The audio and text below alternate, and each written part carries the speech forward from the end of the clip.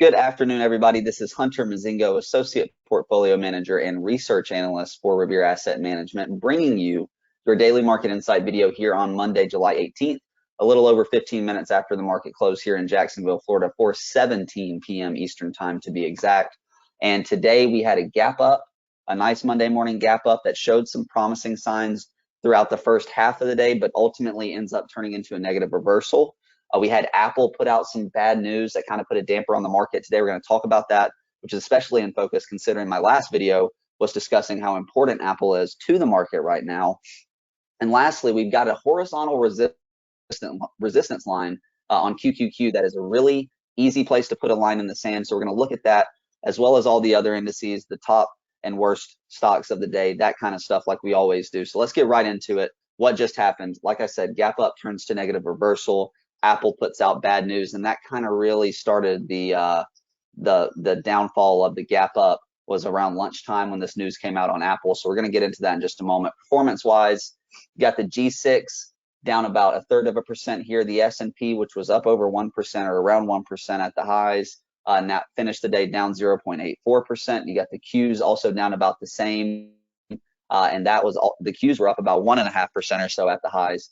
Dow Jones down 0.69, mid caps down 0.2, Russell also down about 1/3%, 60/40 down about 1/3%, and Protection down roughly 0.39 today. So market statewide still in correction, no changes there.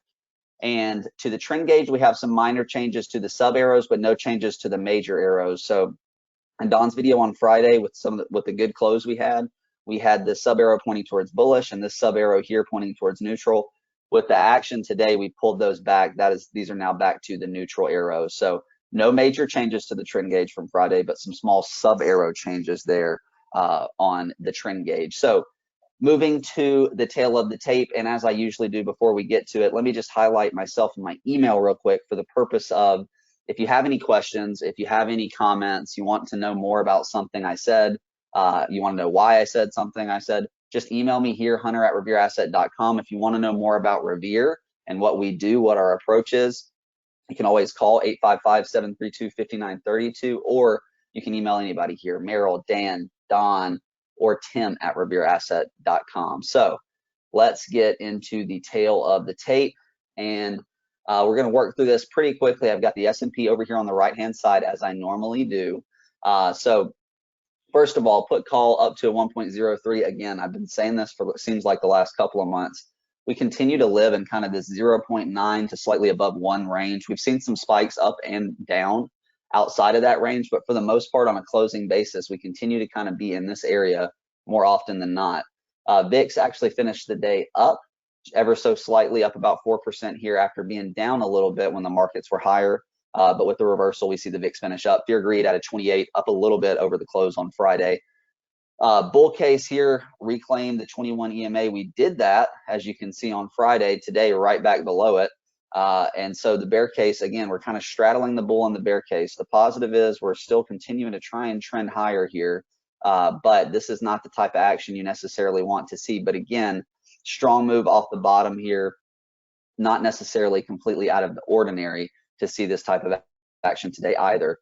News-wise, I mentioned Apple putting out some bad news. They put out that they're going to slow hiring and spending. This kind of put a damper on the market. As you can see here, market fades. And then we had some antitrust news come out too, and it faded a little bit more. What were we watching today? S&P versus the 21E, as you can tell by over here. It ultimately did not hold. We gapped up and ultimately could not get past this 3,900 either. So that's what you see here, fails at R, fades to support, which initially was holding, and ultimately then we pushed below it. QQQ actually did kind of hold its support. It kind of undercut the 21 EMA a little bit, ends up closing basically right on it. We're going to look at that in just a second. Action-wise, opened up a little under 1%, up to 39.02, have a nice little cup that fails, and then we proceed to ultimately push down to the lows of the day. Like I said, to about lunchtime today, it looked like things were holding up pretty well. Looked like we were trying to possibly push new highs of the day, push over that 3,900 level on the S&P. Did not work out, as you can see here, down to the low of the day, 38.18, small bounce into the close. 38.18 to 39.02, a 2% range roughly on the S&P. like I've been saying, the ATR 2.14, completely normal. That's kind of the ranges we've been seeing the S&P move, roughly 2 to 2.5% on any given day. Notes wise, Google did have their split 20 to 1 effective today, now right around $110 or so on their share price. Performance wise, we ran through this, but again, S&P opened up 0.85, closed down 0.84, G6 down 0.31, 60-40 down a third, Grow down 0.39. Sector-wise, oil's coming back to life, showing some strength today. Solar stocks also showing some strength today after a nasty shakeout last week. EV stocks green today, retail green, China also green. We had some reversals here, some areas that were strong initially that turned around and finished red: biotech, semiconductors, and home builders. And then on the bad side here, on as far as sectors go, dollar, bonds, and then XL, UVP, and RE all red today as well. We also saw XLK turn red by the end of the day. So some of the risk on areas that were strong initially ended up fading. Portfolio wise, we added SSO on the strength this morning, and essentially we bought QID to offset that. So beta actually ends up going down slightly today, 0.3 to 0.27. Bottom line, GapUp fails badly. Big cap indices fail at the 21E. Again, essentially not able to hold above it for consecutive closes, which is what you're wanting to see. Now, maybe that changes tomorrow. Maybe we can get back above, but right now, this trend of being able to just briefly get above it and right back down continues to kind of be the way things are playing out. So again, today's close, 38.30, GapUp fails badly. The 21 EMA now slightly above, about 0.5% at 38.51. The declining 50-day right around 39.28, 39.27. So let's go ahead and get into the charts here. We're going to start on the indices. And as you can see here with the S&P, we don't have a horizontal resistance line. We've got more of a trend line here. So if you follow along with my mouse here, my cursor, you can kind of see what I'm drawing here. So if you're looking at the indices and you want to kind of say, okay, where can I set alerts at? For one, set alerts at the low of Friday and the low of today. That's a good place to start. I'm just going to refresh this so that this updates a little bit for us here. So set an alert at the low of today and the low of Friday. That's a good place to start. On the downside, to the upside, you want to see today's high broken. You want to see today's high pushed through. So that would kind of break this short-term downtrend line on the S&P. And if we're talking about the Qs, it's a lot more like a horizontal resistance line, basically right here at 296, 297. So you see how when I click here, you see that horizontal line coming straight across here, the highs from 627, the highs from 708 right here, and then the high today, all right around 296, 297.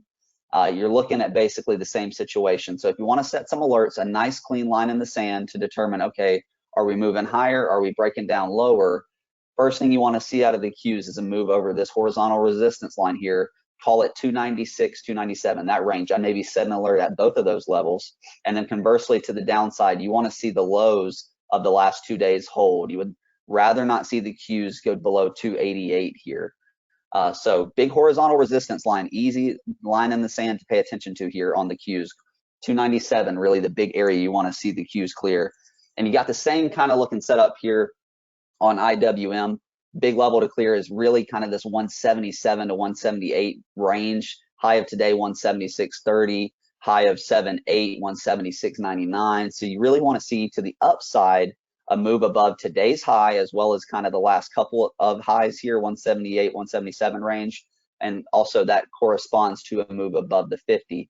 And same thing, you don't want to see the recent lows broken. Obviously, IWM well above the Friday's lows, opposed to the S&P, which is pretty close to them. But a same situation here. Monitor the last 2 days lows, so today and Friday, and then you want to see a move above today's high. So that's kind of the places you're looking at to set alerts here on the indices. Still kind of just going sideways, not really having a definitive break one way or the other so far. MDY, more or less the exact same pattern that you see there with IWM. You want to see a move above this, call it 425 to 430 area.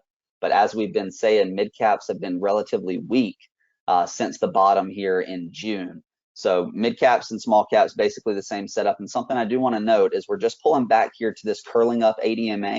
If we can kind of hold that and allow that to continue to move higher and get through the 21, that's something we haven't seen since the rally at the end of May, and something we haven't seen since the rally here at the end of March. So that 8 EMA getting through that 21 EMA Hasn't really happened yet for the indices, but it's close if we can kind of hold the lows of today. And then lastly, the Dow, which looks like a big reversal off the 50-day here. Same situation, right? We want to see a move above today's high, which corresponds to a move above the 50-day moving average for the most part here. Same thing on the downside. You want to see this index hold above the recent lows from Friday and today. So that's kind of the game plan that we're looking at on the indices. We want to see the recent lows of the last couple of days hold, and then conversely to the upside, we want to see today's high push through. So let's move along to some stocks here. And we're going to start with oils, which have had just a brutal sell-off recently, but coming back to life a little bit. You can see XOP above the ADMA for the first time in a while. XLE, the other big oil ETF here, up about 2.5%. Same thing, back above the ADMA for the first time in a while. This one, again, always, I mentioned this, dominated by Chevron and Exxon. And then OIH, the oil services ETF, also doing the same thing, back above the ADMA for the first time in a long time. I mean, this was 317 to 196, 197 or so here on OIH, a really brutal sell-off. And again, back above the ADMA for the first time in a while. Crude oil back pushing towards 100 if you follow CL. So oil stocks making a nice comeback today, showing some life for the first time in some while, as you can see by the sell-off here.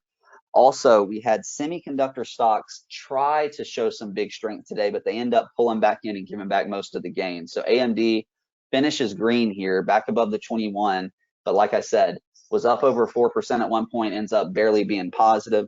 NVIDIA was up about 7 or 8% at one point, ends up only being up about 2%, rejected here at this 50-day. Not necessarily abnormal action here. We went from 144 to 170 on NVIDIA in about 4 days. So again, it's not pretty, it's not ideal, but you just want to see how this plays out. Does the 8 ultimately get back up through the 21? That kind of thing. Are we able to push through today's high? So a big move off the bottom, some nasty action today, but really what matters is how it plays out over the course of the next week or so. So NVIDIA, AMD had big days, kind of faded, ended up not being so pretty. The dollar store type of cheap retail actually having a decent day. Dollar General slightly up today. Dollar Tree also green today. And then Ollie, another bargain store type of play. Not green, but what we want to focus on is the chart here. This continues to trend higher, and the RS rating reflects that too. So the dollar store areas, the cheap retail, showing some strength and continued strength there. As far as the big cap stocks, showing some strength today. Tesla, again, a reversal, but still green on a day where the indices were down. Meta, showing some strength today. This one's been all over the place recently, but up about 1.5%. And then Amazon, also just ever so slightly green. So these, some big cap names that were green on a day where the markets were not. We're going to talk about Apple in just a moment. We saw a big move in Ethereum today, especially relative to Bitcoin.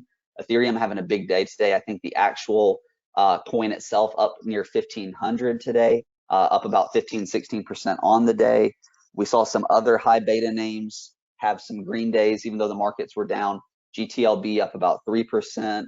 Sentinel-1 up about 3% as well. And Dox, another high beta growth name.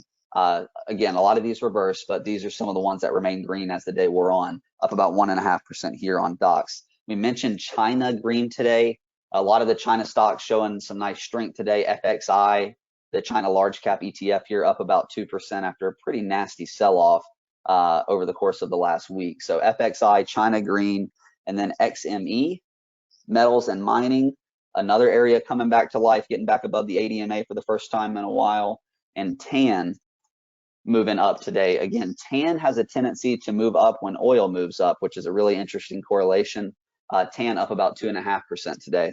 Moving on to what was not so pretty, quite a bit of it today, but the defensive sectors opened up the day being weak out of the gate. So XLV, XLP, and XLU, and XLRE all having a pretty crappy day today. And essentially, those are the defensive sectors. So that's your staples, your utilities, your healthcare, and your real estate. And those all were more or less weak right from the beginning today and never really caught any type of bid. or any type of major relative strength as the day wore on. So the defensive sectors not having a great day. I mentioned the risk on area having some reversals. Here's XLK, the technology sector ETF, ends up being down about 1% reversal after getting back above the 50. XBI was up a decent little bit today and ends up reversing back down and engulfing its prior candles. So some of the risk on area that's been strong, having some nasty reversals today. And I mentioned healthcare struggling. A lot of these names have been some of the leadership type of names in the market, as you can see here by the RS rating and the RS line on Vertex, but down today and was down pretty much all day long for the most part. Down about 2.5% here on Vertex. United Therapeutics, another leading name, down about 2.5% here.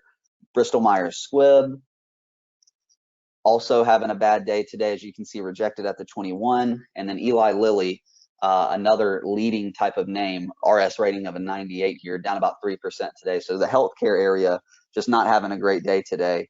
We also saw, like I said, real estate not having a good day, but some of these names that have been showing relative strength recently, like AMT, breaking back down below some key moving averages.